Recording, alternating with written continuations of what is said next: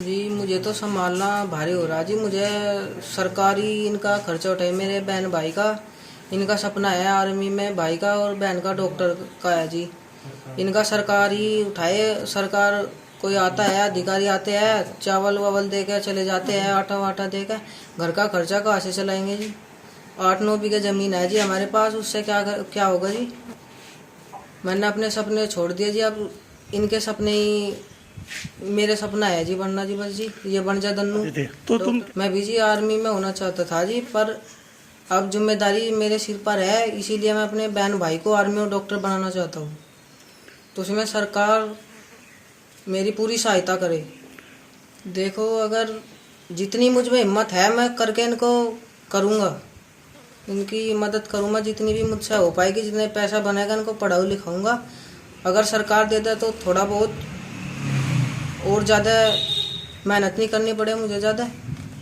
मुझे भी जानकारी मिली है कि मांगेराम के परिवार में मांगेराम और उसकी घरवाली पहले 2 कोरोना से मौत हुई है, और उसके बाद में उसका लड़का और उसकी बहू की मौत हुई है। इसके बाद परिवार में केवल 3 बच्चे हैं जिनका कोई सहारा नहीं है, ये अनाथ हो गए। सरकार जो है कि जो योजना है कोरोना में मरने वालों के लिए, तो उनके जो है वो राहत मिलनी चाहिए। और सरकार अगर इसमें कोई कदम नहीं उठा रही, उन बच्चों के प्रति कोई जो है सहायता सामग्री नहीं भेज रही, तो हमें इसके लिए जो है कदम उठाना पड़ेगा। तो बाद में सरकार हमें दोषी न ठहराए। हमारे काल से काम नहीं चल रहे हैं। सरकार जो कोरोना में मरने वालों के लिए घोषणा कर रखी है वो उन बच्चों को दे, और उनके जो बच्चों की पढ़ाई है उनकी पढ़ाई का पूरा जो है खर्चा सरकार वहन करे। उनकी नौकरी जहाँ कहीं भी लगे, उनकी नौकरी के लिए भी सरकार जो है उसमें उनकी पूरी मदद करे। अभी वो बच्चे बहुत छोटे हैं। मैं गांव निसार में कोविड से उनके माता पिता एक्सपायर हो गए हैं। अब उन्होंने सरकार से गुहार लगाई है कि हमारी मदद की जाए।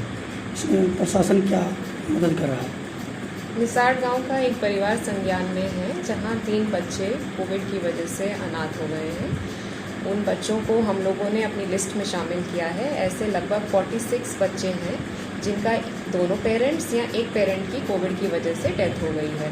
उनको हमने पोर्टल पे फीड कर दिया है उनकी सूचना के बारे में, और हम लोगों की एक नई योजना भी माननीय मुख्यमंत्री जी द्वारा लॉन्च करी गई है, जिसमें ऐसे बच्चों को मंथली अमाउंट दी जाएगी उनकी पढ़ाई के लिए। अगर लड़की है तो उनकी शादी के समय पे भी लगभग 1 लाख रुपए की धनराशि दी जाएगी, और जो हमारी तरफ से जो है उन बच्चों की पूरा देखभाल करी जाएगी। और अगर कोई गार्जियन नहीं है तो हमारे यहाँ पे जो चाइल्ड होम होते हैं वहाँ उन बच्चों को रख के उनकी पूरी परवरिश कराई जाएगी। उसी के क्रम में हम लोग कार्रवाई अब जल्दी ही करेंगे। हमारे गांव में मांगेराम का परिवार, मांगेराम, उसके घरवाली, उसका लड़का, ये 4 लोग जो हैं उस परिवार से गए हैं कोरोना से। ये बहुत बड़ी आफत थी उस परिवार पे, बच्चे अनाथ हो गए। और हम सरकार से एक ही बात कहना चाहते हैं कि सरकार इनका पूर्ण रूप से इनका लालन पालन, इनका खान पान, रहन सहन, इनका सब कुछ खर्चा वहन करें। और इनकी नौकरी तक का, पढ़ाई लिखाई नौकरी तक का सारा खर्चा जो है सरकार को वहन करना चाहिए।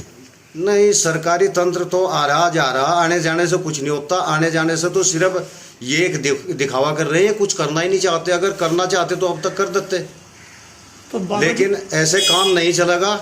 इसमें जो है मतलब फिर समाज को कदम उठाना पड़ेगा सरकार से। हाँ, अगर सरकार नहीं सोचती तो फिर इनके लिए हम कुछ न कुछ जो है हमें सोचना पड़ेगा बच्चों के बारे में। प्रातः थाना कोसी कला में सूचना प्राप्त हुई कि ग्राम तुनौला के निकट गौ तस्करों एवं कुछ ग्रामीणों में आपस में झड़प हो रही है। इस सूचना पर पुलिस द्वारा मौके पर पहुंचने पर यह तथ्य प्रकाश में आया कि 6 व्यक्ति जो कि थाना अरनिया जनपद बुलंदशहर के निवासी हैं, अपने वाहन टाटा 407 में 6 गोवंश भरकर अलीगढ़ होते हुए मेवात जा रहे थे।